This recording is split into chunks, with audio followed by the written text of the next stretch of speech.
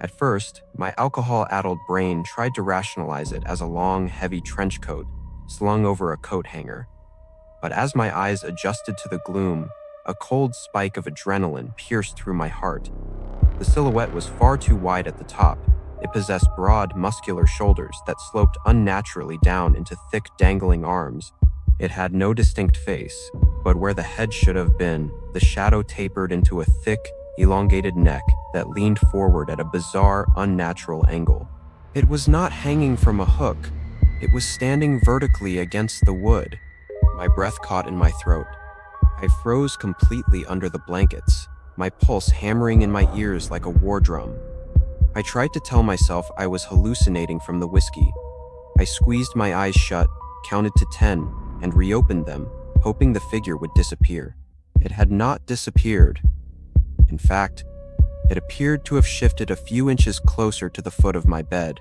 I pulled the thin blanket up to my chin, shivering uncontrollably from a sudden bone-chilling cold that filled the room. A faint scent of wet rot and copper wafted from the corner. I stared at the silhouette for what felt like an eternity, terrified that if I blinked, it would move. Eventually, sheer mental exhaustion overwhelmed my panic, and my body forced itself into a fitful, nightmare-ridden sleep.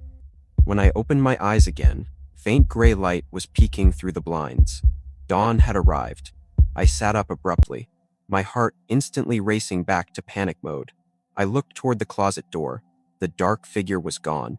The closet door was swung wide open now, revealing an empty, dark void inside. Scrambling out of bed, I burst into the hallway and sprinted to Tom's bedroom. I slammed his door open and shook his shoulders violently. Tom gasped, waking up thoroughly disoriented. Tom, wake up! I yelled, my voice cracking with absolute terror. There was someone in my room last night, hanging on the closet door. Tom blinked heavily, trying to process my words. What are you talking about? What coat? The black trench coat, or whatever the hell it was. It was standing right by the closet. Tom sat up, his face hardening with confusion. Man, I don't own a trench coat, and there isn't even a hanger or a hook in that spare room. Nobody uses that room.